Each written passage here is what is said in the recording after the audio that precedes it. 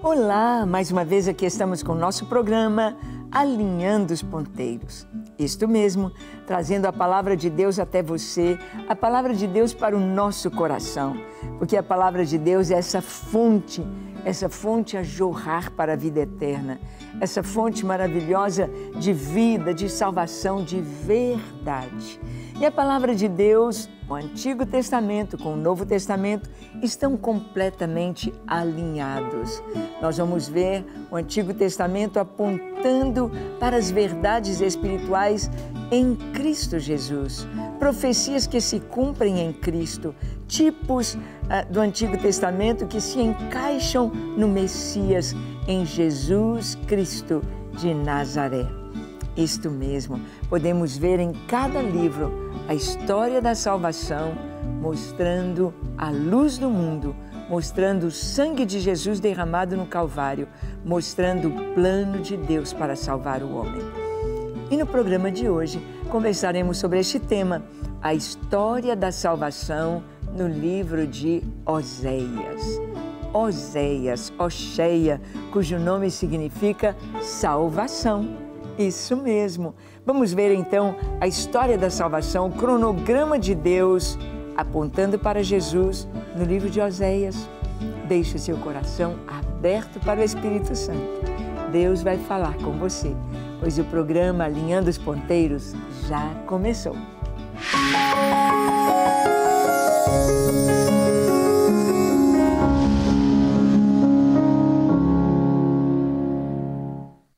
Muito bem, nós sabemos que a palavra de Deus é um livro de histórias proféticas e profecias históricas. Profecias que se cumpriram, profecias que ainda vão se cumprir, histórias que nos mostram as profecias, histórias que nos mostram, foram registradas aqui nas Escrituras para nos mostrarem os passos de Deus no seu cronograma em toda a história.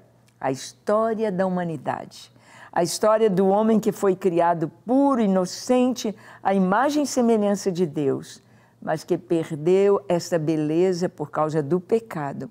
E todo o trabalho de Deus para restaurar o homem, arrancá-lo da perdição e da morte eterna, lhe dar a vida eterna e transformá-lo, dando-lhe o caráter de Cristo. É isso que a Escritura nos mostra. E aqui no livro de Oséias, nós vamos ver que Oséias, como profeta, ele tem de fazer uma tarefa bem difícil para mostrar o que está acontecendo com a nação de Israel. Então vamos ver aqui Oséias e o adultério espiritual de Israel. Oséias capítulo 1, do versículo 2 ao 9. Lemos assim: Quando pela primeira vez falou o Senhor por intermédio de Oséias, então o Senhor lhe disse: Vai, toma uma mulher de prostituições e terás filhos de prostituição, porque a terra se prostituiu, desviando-se do Senhor. Foi-se, pois, e tomou a Gomer, filha de Diblaim, e ela concebeu e lhe deu um filho. Disse-lhe o Senhor: Põe-lhe o nome de Jizreel, porque daqui a pouco castigarei pelo sangue de Jizreel a casa de Jeú e farei cessar o reino da casa de Israel. Naquele dia, quebrarei o arco de Israel no vale de Jizreel. Tornou ela a conceber e deu à luz uma filha. Disse o Senhor a Oséias: Põe-lhe o nome de desfavorecida, porque eu não mais tornarei a favorecer a casa de Israel para lhe perdoar. Porém, da casa de Judá me compadecerei, e o salvarei pelo Senhor seu Deus, pois não o salvarei pelo arco, nem pela espada, nem pela guerra, nem pelos cavalos, nem pelos cavaleiros. Depois de haver desmamado a desfavorecida, concebeu e deu à luz um filho. Disse o Senhor a Oséias: Põe o nome de não meu povo, porque vós não sois meu povo, nem eu serei o vosso Deus. Bem, É muito interessante esse texto aqui de Oséias, porque Deus quer que Oséias retrate como num teatro, mas não um teatro em que ele vai apenas ser o ator e fingir que está fazendo aquele papel, aquele personagem, mas ele vai estar encarnando aquela verdade que Deus quer mostrar. Deus queria mostrar como estava o coração dele diante do povo de Israel, um povo que estava adulterando com outros ídolos, buscando outros deuses, adorando falsos deuses. Isso seria um adultério espiritual, abandonar o Senhor, aliança com o Senhor e aliançar-se com demônios, com ídolos. E aqui os filhos de Oséias, um vai chamar Jezreel, o Senhor colocando este nome, dizendo que ele iria fazer cessar na casa de Israel o sangue. Ele haveria de castigar. Jezreel, a menina chama desfavorecida, e o terceiro filho vai se chamar não meu povo. Nós vamos ver que Deus oferece salvação a todos e aos gentios também, aqueles que não são seu povo, aqueles que não são povo de Israel. Deus está mostrando para Israel em Oséias que ele vai abençoar quem não é seu povo. Romanos capítulo 9, 23 a 26 diz assim: a fim de que também desse a conhecer as riquezas da sua glória, em vasos de misericórdia, que para a glória preparou de antemão, os quais somos nós, a quem também chamou, não só dentre os judeus, mas também dentre os gentios. Assim como também dizem Oséias: chamarei povo meu ao que não era meu povo, e amada a que não era amada. E no lugar em que se lhes disse: vós não sois meu povo, ali mesmo serão chamados filhos do Deus vivo. É muito interessante o apóstolo Paulo usar esta figura e usar esta passagem de Oséias para trazer o que Deus estava fazendo nos dias ali no Novo Testamento, quando a igreja nasceu, quando a igreja começou a crescer. Deus estava mostrando como estava Israel e o que ele estava fazendo entre os gentios. Ou seja, Deus é esse Deus maravilhoso de amor, de misericórdia e que trouxe a salvação para todos, todo aquele que crê. É o que o apóstolo João nos diz, porque Deus amou o mundo de tal maneira que deu seu Filho unigênito para que todo aquele que nele crê não pereça, mas tenha a vida eterna. Então, o Senhor está mostrando aqui através de Paulo, Paulo pega lá a profecia de Oséias, os nomes dos seus filhos, que eram nomes proféticos, mostrando que Deus estava trazendo um castigo sobre o seu povo. Deus estava deixando aquela nação, deixando o povo desprotegido, e nós vamos ver que realmente as 10 tribos do norte serão levadas cativas para a Síria e nunca mais voltarão. É chamado as 10 tribos perdidas de Israel. Foram lá para a Síria, hoje a região do Afeganistão, por exemplo, aquela região ali para cima do Iraque. Então, Deus oferece a salvação para todos, quem quiser crer. Oséias nos mostra no seu livro isso, Deus trazendo julgamento a Israel e abrindo a porta da salvação para todas as nações. Vamos ver aqui em Oséias também, Deus oferecendo salvação aos gentios, e vamos ver a restauração de Israel. Em Oséias 1, de 8 a 11, lemos assim: depois de haver desmamado a desfavorecida, concebeu e deu à luz um filho. Disse o Senhor a Oséias: põe-lhe o nome de não meu povo, porque vós não sois meu povo, nem eu serei o vosso Deus. Todavia, O número dos filhos de Israel será como a areia do mar, que se não pode medir nem contar. E acontecerá que no lugar onde se lhes dizia, vós não sois meu povo, se lhes dirá, vós sois filhos do Deus vivo. Os filhos de Judá e os filhos de Israel se congregarão e constituirão sobre si uma só cabeça, e subirão da terra, porque grande será o dia de Jezreel. Aqui no livro de Oséias está falando sobre a restauração de Israel. Deus está dizendo que o povo o deixou, mas Deus é um Deus de aliança, um Deus de amor, um Deus que tem uma palavra eterna. Deus jamais nos deixa, jamais nos abandona. Se alguém abandonou o Senhor, é porque a própria pessoa virou as costas. Se uma nação abandonou o Senhor, é porque a própria nação virou as costas. Mas Deus jamais vira as costas para ninguém. Ele está sempre pronto, como o pai do filho pródigo, ali esperando o filho voltar, olhando para a estrada, aguardando.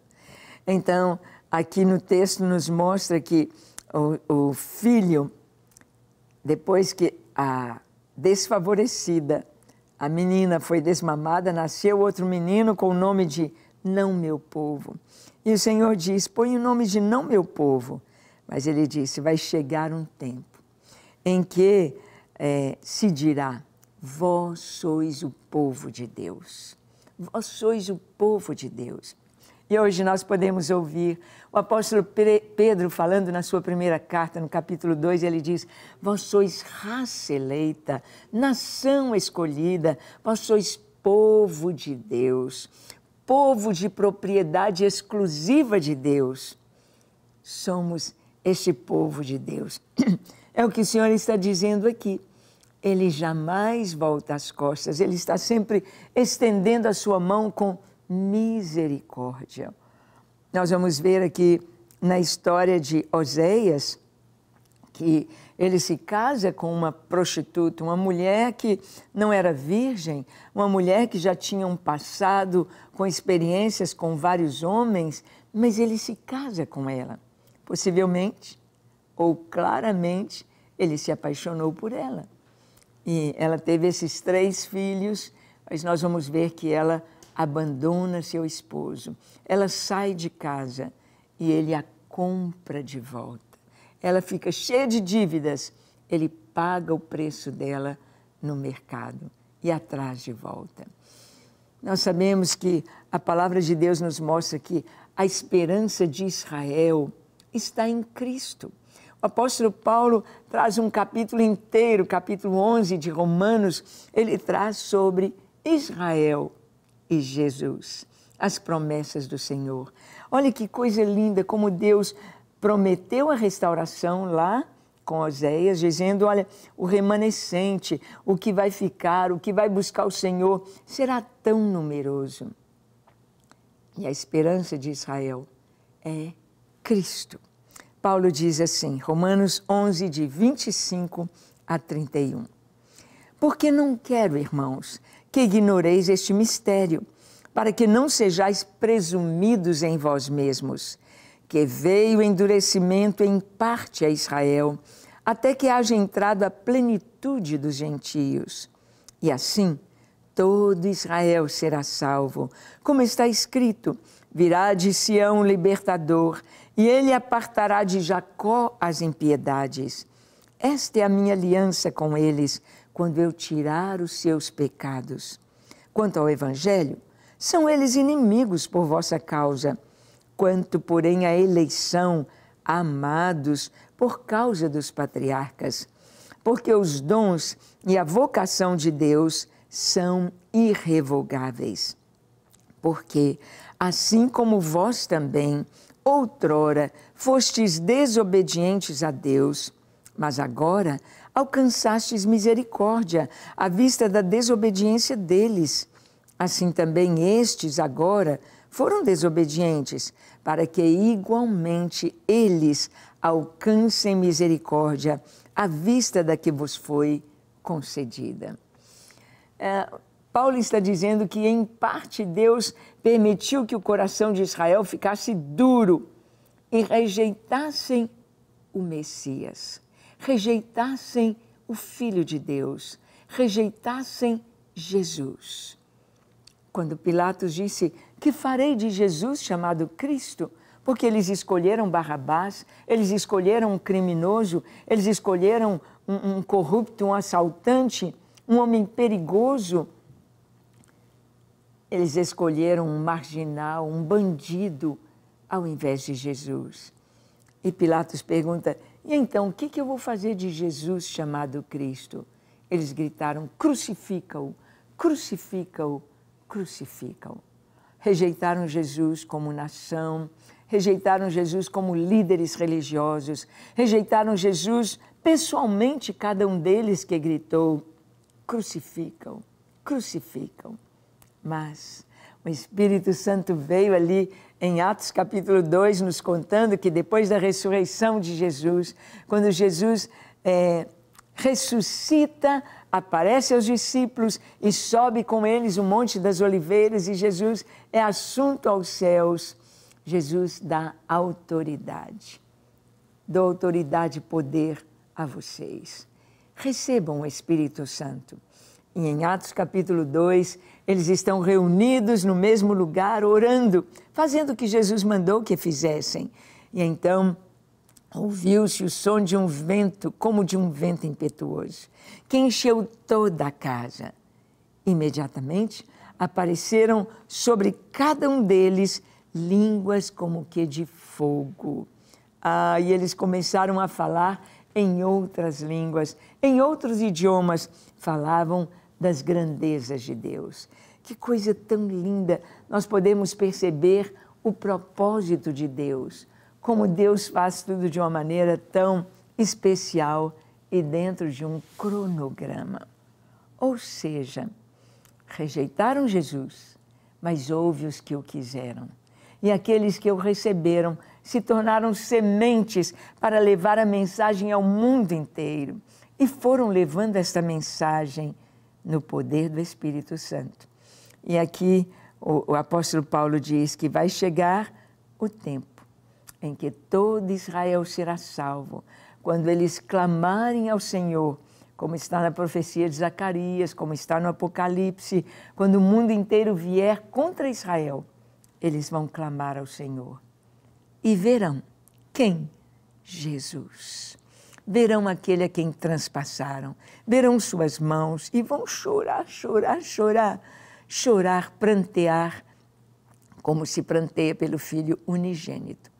Eles vão pensar: puxa, nós rejeitamos a nossa salvação. Puxa, o Filho de Deus esteve entre nós, o próprio Deus, Deus que se fez homem, e nós voltamos as costas. Mas eles, ao clamar ao Senhor e ver Jesus, eles serão salvos. Nós vamos continuar aqui com Oséias. Ele casou com a prostituta. Ele teve os 3 filhos. Foram colocados nomes proféticos.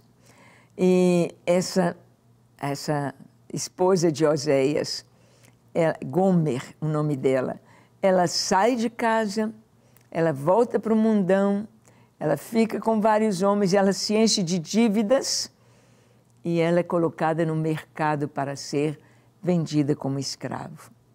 E Oséias recebe a ordem de Deus de ir buscá-la lá no mercado. Como assim?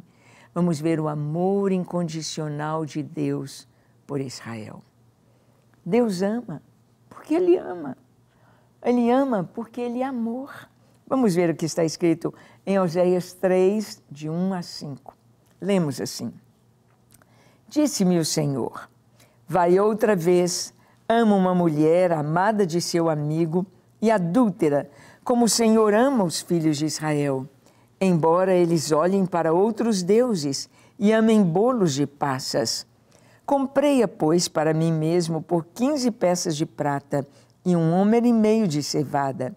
e lhe disse: Tu esperarás por mim muitos dias, não te prostituirás, nem serás de outro homem, assim também eu esperarei por ti. Porque os filhos de Israel ficarão por muitos dias sem rei, sem príncipe, sem sacrifício, sem coluna, sem estola sacerdotal ou ídolos do lar. Depois tornarão os filhos de Israel e buscarão ao Senhor seu Deus e a Davi seu rei, e nos últimos dias, tremendo, se aproximarão do Senhor e da sua bondade. Bem, aqui é o próprio Deus que está dando orientação para Oséias buscar de novo o amor da sua vida, que traiu, que foi tão mesquinha, que foi tão suja, que foi tão infiel para com seu esposo. Mas ele vai e busca e compra e diz: você vai se limpar. Ela devia estar cheia de doenças venéreas, cheia de contaminação. Você vai se limpar, vai se curar, você vai se santificar para que voltemos a um relacionamento marido e mulher. Que amor, o amor de Deus! O Senhor aceita pessoas tão indignas. Quem de nós merece alguma coisa? Quem de nós merece a salvação? Ninguém, ninguém, ninguém, ninguém. Porque todo pecado é tristeza para Deus e abominação, é abominável, é nojento, Deus abomina. Mas Ele nos amou. E vamos ver este amor revelado em Cristo. Em Romanos capítulo 5, dos versículos 6 ao 11, nós lemos assim: Porque Cristo, quando nós ainda éramos fracos, morreu a seu tempo pelos ímpios. Dificilmente alguém morreria por um justo, pois poderá ser que pelo bom alguém se anime a morrer. Mas Deus prova o seu próprio amor para conosco, pelo fato de ter Cristo morrido por nós, sendo nós ainda pecadores. Logo, muito mais agora, sendo justificados pelo seu sangue, seremos por ele salvos da ira. Porque se nós, sendo inimigos, fomos reconciliados com Deus mediante a morte do seu Filho, muito mais, estando já reconciliados, seremos salvos pela sua vida. E não apenas isto, mas também nos gloriamos em Deus, por nosso Senhor Jesus Cristo, por intermédio de quem recebemos agora a reconciliação. Este é o amor do nosso Deus, este amor revelado em Cristo. Este amor incondicional, ou seja, Deus não nos ama porque nós o amamos, porque nós tenhamos dado a Deus alguma coisa que lhe agrade. Deus nos amou porque Ele é amor. Deus nos amou, se entregou por nós, sendo nós ainda pecadores. Estando nos nossos delitos e pecados, Ele nos amou. E Ele simplesmente diz a mim e a você: e agora? Você quer me seguir? Você quer me amar? Esse foi o preço que Ele pagou por mim e por você. Ele deu a sua vida ali na cruz do Calvário. Ele tomou o nosso lugar. Ele pagou a nossa culpa. Ele assumiu a nossa condenação para que eu e você fôssemos livres, tivéssemos a vida eterna.